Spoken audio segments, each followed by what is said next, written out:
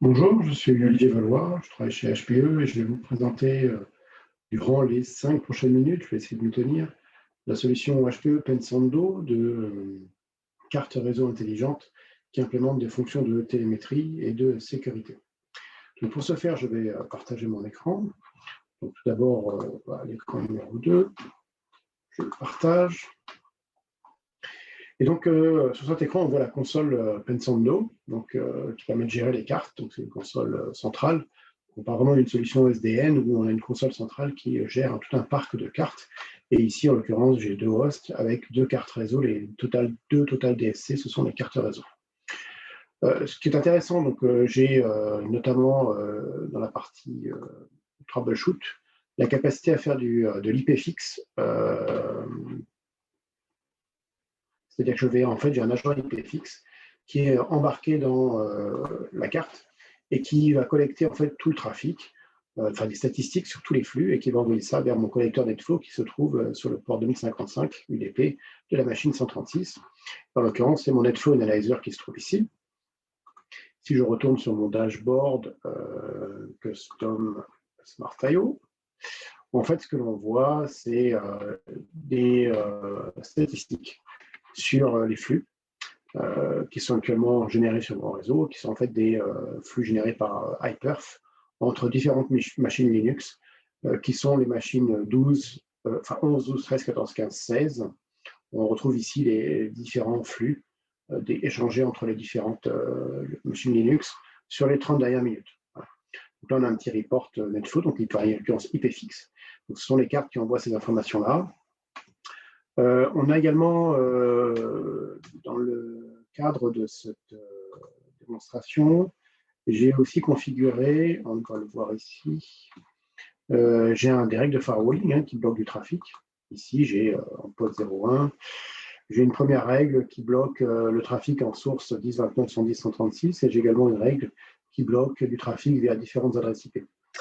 Et surtout, ce qui est intéressant, c'est qu'au niveau de mon firewall, dans monitoring, dans firewall logs, je log en fait au niveau de mon firewall les paquets qui sont bloqués par mon firewall, mais j'ai également des log export policy où en fait j'envoie vers un Splunk et également vers un syslog, donc sur des ports UDP différents, les informations sur les sur les paquets qui sont bloqués par le firewall. Et on va retrouver ça au niveau de mon collecteur, de mon serveur syslog. Donc voilà, on retrouve ici typiquement les paquets qui sont bloqués, les informations sur les paquets qui sont bloqués par le firewall, qui sont remontés sous forme de message syslog. Donc on retrouve ici les adresses IP, la source c'est la 15, qui a essayé de dialoguer avec la destination, la 12, sur le port 53. Et une nouvelle RAM qui vient d'arriver, c'est la 16 qui vient de dialoguer avec la 12 sur le port 3306. Voilà. Donc il voit action ici deny.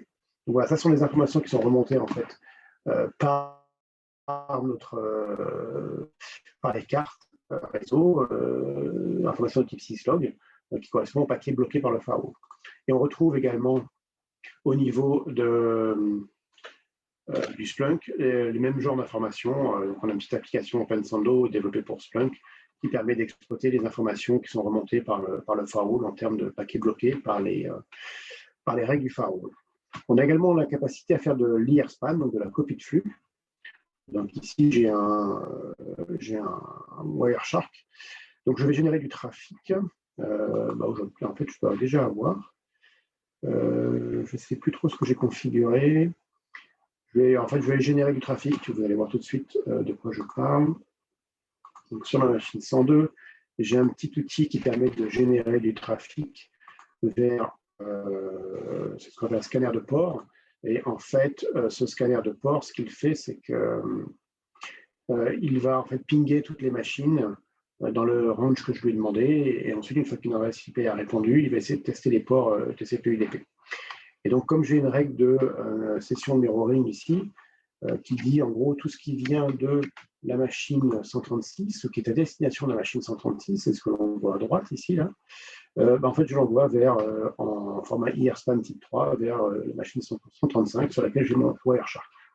Donc, on va tout de suite aller voir sur le Wireshark, est-ce que l'on voit quelque chose?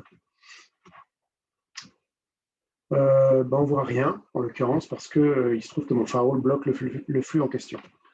Donc, je vais débloquer le firewall, le flux en question. On va voir ça très vite fait. Policies, ici, j'ai une règle de politique, ici, la règle numéro 2. La règle numéro 1, pardon, je vais la mettre en position 3, par exemple, afin qu'il y ait une règle avant qu'il soit permis typé ni. Et puis même la règle numéro, et puis permis typé ni pour être sûr, je vais la mettre en position 1, comme ça, ce sera plus propre. On aura tout qui passe. Et du coup, je vais pouvoir aller vérifier sur mon Wireshark si je vois effectivement apparaître mon scanner de port. Bon, il faut que je relance mon scanner de port, parce qu'en fait, comme il n'a pas eu de retour de ses premiers pings, il s'est arrêté. Et donc, je vais le relancer. Stop. Pause. Start. Enfin, ça démarre. Les pings démarrent. Une fois qu'il a testé tout l'orange, il va en fait aller étudier. Et on voit ici d'ailleurs les adresses IP, les pings qui arrivent, et ensuite les sessions TCP qui sont en train d'être. Je vais l'arrêter, il y en a trop. Donc là, il a identifié pas mal d'adresses IP qui répondent, le machine 136, mon scanner de port, et ensuite il va tester les différents ports TCP. Voilà, je peux continuer. Continue le saving. Voilà, donc il continue, il remonte en fait dans les ranges TCP, et là on voit 180, 194, là ça défile. Maintenant 223, voilà. Donc il est en train de remonter de 1 à 10 000, en fait, c'est comme ça que j'ai configuré mon scanner de port. Donc voilà, là on a vu l'agent Airspan, on a vu l'agent NetFlow, enfin IPFix, on a vu les remontées syslog, on a également vu la capacité à envoyer des informations du firewall vers mon Splunk. Ce que je vais vous montrer maintenant, c'est la partie blocage de flux en fait au sein même d'un hyperviseur, disons dans un dans un port group, dans un même subnet entre hyperviseurs et au sein même d'un hyperviseur. Et pour ce faire, je vais me connecter sur la machine Linux 03, qui est en fait sur un des hyperviseurs. Elle a comme adresse IP 111.13. Elle est sur le même hyperviseur que la 111.11. Je fais la même chose sur la 15. Ça cligne également. Maintenant, je vais tester les autres machines qui sont de l'autre côté, donc dans l'autre hyperviseur, qui transite donc par un switch. Ça cligne aussi la 12 et maintenant la 14. Ça ping aussi. Okay. Tout ça, c'est normal. Je vais l'arrêter. Maintenant, je vais mettre une règle qui va en fait bloquer certains flux. Donc, c'est la règle numéro 2. En l'occurrence, ici, je la positionne en position 1, donc avant le permis typé NMI. Et donc, je vais bloquer certains flux, notamment les flux vers les machines 11 et 12. Donc, je retourne sur ma machine ici. Donc, la 14, il se trouve qu'elle n'est pas bloquée. Donc, c'est une machine qui est dans l'autre hyperviseur. Ça passe très bien. La 12, qui était en fait également sur l'autre hyperviseur, mais pour laquelle j'ai une règle de firewall qui bloque les flux. On voit, mes flux ne passent plus. Voilà, limite, ça c'est entre hyperviseur. Maintenant, au sein même de l'hyperviseur, donc c'est la 15 que je vais essayer. La 15 n'est pas bloquée, donc ça passe. Par contre, la 11, si tout se passe bien, elle est bloquée. Voilà, donc là, on a fait la démonstration du firewalling, de la microsegmentation et également de la télémétrie. Voilà, tout ça, en fait, réalisé par une carte réseau embarquée dans le serveur.